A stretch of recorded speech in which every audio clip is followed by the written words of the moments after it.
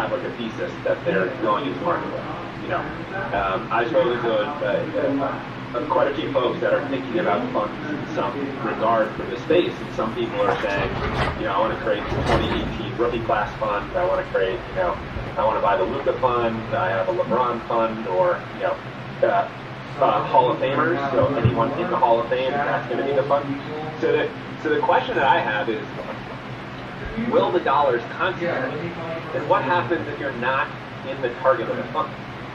So let's say, you know, we all get excited because $1 billion move into the market, 50 funds coming in within the next 5 years. I'm just making the numbers up, but let's just play hypotheticals. Those $1 billion aren't going to be spread across everything. Those $1 billion are going to be spread to either certain players or certain classes, etc. But what happens to everything else? And so, you know, I'm a fan of R.J. Barrett. I'm a huge Knicks fan. I'll take R.J., Obi, you know, Mitchell Robinson, you know, you name it, even John Starks and Patrick Ewing. But I'm pretty sure they're not targeted by Lior. Yeah, at least. Why have an R.J. Barrett card for you then? Oh boy, I like that. So it's very lonely being a Knicks fan, put it out, but I'm a Knicks. But with that said, you know, how does the market then play out? So if Jeremy's right, 50 funds move in, maybe the Christie's and Sugar, but if there's 50 funds that move in, like we are, is that only going to benefit Luka and LeBron and Jordan and, I don't know, Ovechkin and Gretzky? Or, you know, will we see, you know, will that be sort of sliding in terms of players? And so, if it's going to concentrate into the GOATs or, you know, so on and so forth, then, like, tomorrow you should be picking up as many of those as you possibly can. Those are going to appreciate part of the rising tide. But there are so many different ways that you can play them. So, you know, curious about how you can find out. You probably get that all the time. One thing that we've already made public, so, you know, similar to what Christina and the Park Matter team does, we also believe that having the right research and that transparency is going to help us make more informed decisions. We've taken it from a completely different approach where we said, hey, you know, let's hire a team of data scientists and basically people who get pricing products in other markets, whether it's real estate or stock market, to help price things out, right? And so for us, one of our strategies is figuring out what we have our alt value, which is basically the value of any card we can go and look up, and we find our arbitrage opportunities. And so for us, one of our strategies is literally buying and selling cards purely based on the alt value. And so you're not betting on a player, you're just basically buying market inefficiency in an effect, hopefully driving more liquidity. But we believe that the market is inefficient right now. And so that's not a bet on any specific player, right? It's just a bet on which markets are more efficient, whether it's eBay because somebody mispriced the card, or, for example, 2 days ago, everyone was watching Leland's and Mile High Auction and Heritage. There was one other auction company that had an auction. No one knows about it. There was an awesome card that got picked up by the alt fund, right? And that's the arbitrage right there. It had nothing to do with Oh, if you don't say the name of that card right now, I'm going to be so upset. What was it? Well, I gotta get it. This is the thing. I'm so scared these days that if I say I buy a card before it ships to me, that somebody is not going to ship it to me because I don't trust the hobby. And you can go on any platform right now and return a card, right? Like, or not send it. Like, that to me is crazy, right? And this is something that I'm hopefully going to take. What? Proceed. I apologize for interrupting.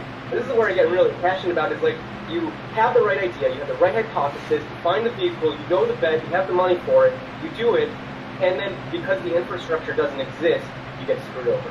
And that's the part that we want to get rid of the hobby so that we can have more of the fun. But that's the days, like, I just bought a card on eBay, and it was a really expensive card. Somebody forgot to name, here, you know what, I can show people it. It's actually right here. I bought the Russell Westbrook Super Fractor rookie card. Right? And the person put it on there forgot to say that it was a rookie. Right? They just wrote Super Fractor and didn't write rookie. Yeah. This card went so cheap compared to what it should be worth if you compare it to anybody's rookie Super Fractor. Right? That's a pure arbitrage right there. Right? And so, like, for me, I messaged this guy every single day for 5 days. I'm like, am I going to get the card? Right? Like, there's no tracking around it. Right? I'm also scared that because, you know, people know my eBay handle, that as soon as they see my name, they're like, should I be selling this card? So I am worried about a lot of things, and that's why, on the other side of the fund, we're building out the platform so that people can gain more confidence in these bets. So hopefully all these tools like Card Ladder, Collectible, they're all just going to help inform and more mature the hobby at the end. Perfect. We can go around. I'm going to go around since we got like 4 minutes left and kind of do what I did in the last panel, which is give everybody a chance to kind of, as we're going through all this change, Ready to go to live? make a Coffee maker? hypothesis about where we're going What? to be going. Cards and For this panel, since we were talking about funds, coffee some makers. money, I would love it if it's from that We perspective. can go live like this. And I just, the one thing I want to say, just thinking about what Darren was talking about, if all the money goes to Luca, what we've Is seen this, with Luca one-on-ones goes up, with people? I feel like trade Yeah, follows. or you can break And cards. then if everything goes into Jordan, well then How do what we get happens this to all the other camera rookies in that 86 Fleer set? And so then as there they so go you up, can it does create these interesting ripples, and I may be exaggerating a little bit because Jordan really is Jordan.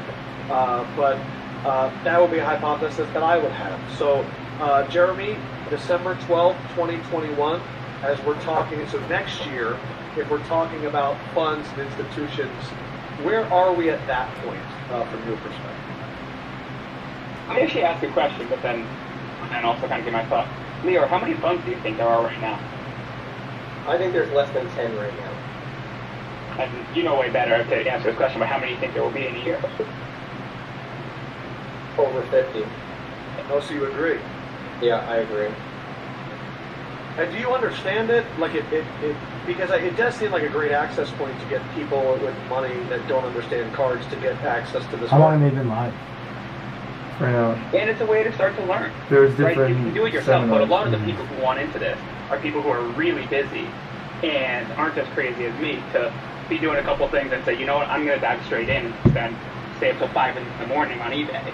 And they get to start learning that way, but a lot of them who have that kind of capital, they're not going to be spending a ton of time on this. They're going to trust someone like Leo with their money and learn through that vehicle. Right? And it's a smart way to do it, because Leo's going to be way better for a long time than even the person who would be the best at this would be if they dove in today. Right? I've gotten a lot. One of the biggest questions I get when people ask when you invest is, will you tell me why you are investing in stuff? Because they want to learn alongside of it too. So I think Jeremy is spot on. May I ask you to answer that question? So no, we don't share because that's people can front run us. So unfortunately, we tell people that anyone who invests in the fund knows the cards that we buy. They know our, but they don't know why we buy things. We will share, I think, some of it after all the money is invested. But that's our edge right now. So it is really hard to tell people. How do I get in on this? I think a lot of people speculate. A lot of people start on doing this fund. patterns, but On his I don't fund? think anyone knows exactly why. Yeah. He's the one that has the $2 million cards that LeBron. I was enjoying that. I didn't have to ask a question there. And so, Jeremy, so a year from now, where do you think we are? Leo knows better, 50 funds. Okay. I, Darren? I also think businesses.com are really going to change things. Star Stock is changing things. Dibs is going to change things. Card Ladder being continued to build out is going to change things. Like, the alt value is going to change things. It's I'm going to make this 1,000% way getting in easier. It's really like, an early I'm fund lucky. like I've got this. so many people I can talk to. I'm surprised Dan has that starting 30 fund. But still, getting into Wow, we 53 started. months before I had any We confidence could. ever making a purchase. And that needs to change. And as it changes, more people will get into this. And as much as I think it's scary for people to see their industry and their hobby change, it's something we should embrace and try to figure out how can we build it so it's better. To the point Leo was talking about, transparency and honesty. And I mean, the fact that people do, that it's so prevalent and so known that there are people just kind of scamming people, that's horrible. That needs to go. And I think that will go as the correct infrastructure is built. And that will make this better for everyone. To your point about knowledge, there was a time when people didn't know what PPR was, and now it's like woven into the lexicon. Darren, what do you What's think? Well, the PPR? question I just want to ask really, really fast with a lot of perspective. Points Entire per thing is, reception. Leo, is there a minimum requirement to be Yeah, invested? I knew that one. I have tried to get anyone who's an accredited investor. So that's the point. The 99% of America will never invest in a fund. So in order to invest in a fund, at least in today's regulations, you need to be an accredited investor. An accredited investor has a minimum wealth or income threshold. And so the question then becomes is, what happens if you can't get in the fund and you're a card collector? Like, funds could do extremely well, but what happens to everybody else? And that is 99% of the people you see on the street in America. And so so could we see we've seen a digital divide in the world. Could we see, a have and have not within the card space? And that could be something that, you see just because you don't have access to someone like Lee or Funding. I don't think funds are doing well without the people who really know this hobby on the ground who are doing well. I think if funds are doing well, the people who are listening to this right now, who are spending their time obsessed with this, are going to be doing really well.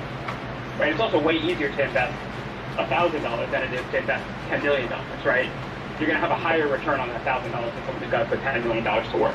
So I think the people here who really are obsessed with this are going to do really well as this industry grows and matures. Right. But that's like people that spend their time. Right. Yeah. So my hesitation is all of us have been really amazing in an up market. What happens in a down market? Yeah. That's It's my hard to concern. lose money in the And last if 6 it's a months true buying market, anything. I mean, everything there we've are gotten ups is and gone up. downs. And so everyone here is amazing at calling the next good one. Yeah. Not We've just all us, won. like everybody at the conference. Like myself included. Because they've only gone up. And so what happens when we go through cycles? Now, I'm long the market. Like Jeremy, we're co-invested in a lot of different things. I love the future.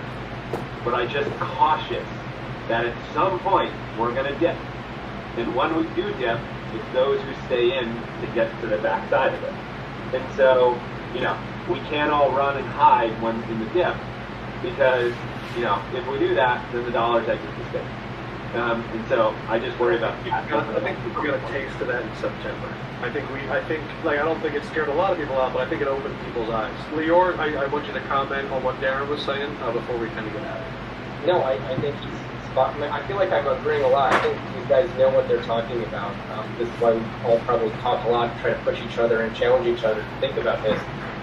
I'm kind of excited to see what happens if there is a downturn, right? Because I think it'll differentiate the people who are just, throwing a dart at a card and it's going up because the whole market has shot up, right? Like anytime someone tells me, oh, I'm really good at picking, I ask them very specific financial metrics so that I can understand how much risk they took compared to the standard risk and how did they do compared to an index. So one of the things that PWCC has that I think will come out and I'll put out a couple of big bold bets that I think will happen. We will have a lot of indices over the next 18 months that we will all follow because we will have a industry benchmark that we can compare ourselves against. That way we will be able to differentiate. So in order to be able to know which fund is going to be good, we're going to have to create some sort of benchmarks. So I think that's one really big bold bet. I think two, in the next 18 months, we will see a card go for over $10 million at a public auction. So privately, I'm already seeing this. You will see that's, there's a logarithmic kind of step pattern in terms of markets when they grow. We've hit the millions, let's hit the 10 millions. Right? And I'm curious to see what card that's going to be. And the third one, which I think, it's not the most positive one, but I think there's going to be a lot of consolidation. There should be a code for this for them to use. Created, right? There's going to be a lot of people who are going to be trying a lot of things. And in 18 months, that's usually the amount of time to figure out if something is working. No, I turned it off. People were like, oh, they turned the radio on and left us. So I was like, right? And we can leave nothing. Radio. very natural. Hey, can you do this? Can you jump on that computer? Start seeing And I'm going to jump on this computer so we can multitask. Yeah, what are we doing? Go live on this one? Yeah, Surface Trade Show. Just like in fantasy, It's there was pop. Jeremy could say there's probably a lot of people that started, hundreds. Only a few of them are the ones that people. No, it's we're gonna Hopin. start seeing the winners over the next 18 years. Hopin.com. And then everyone's going to start utilizing the same tools. App.hoppin.com. Those are the things that I've seen happen in a lot of different categories. I am so excited when that If Luca I could just add on for a second. Oh yeah, I was going to make a Luca joke, so please. Okay, Or log on to our Instagram on there. Because don't joke about Luca. Instagram on this? Yeah. Let me just say, in the great words of the amazing Joshua Johnson, people don't collect sports cards because they're good investments. They're good investments because people like sports cards. And I think So, that's amazing. out of the collector base that Darren's talking about, Click there on is no Surface fun. Trade Show. So to price out 99% of America, which is Where's that? probably almost 100% of the hobby, you're Cool. going to run into issues on the back end of Now those click on the funds. link. On the right there. Yeah. That's the way I see it. Leor, anything before we go on that? You have a login? Good debate, so only time will tell, right? So we'll see what happens. Sign I do in. think that it's okay that people come into this space just for financial returns. I think that's fine. I'm not saying that. I'm just Mo, saying that at the Coffee like, Breakers? we need to recognize that collectors are what make sports cards grow. Without a collector, there's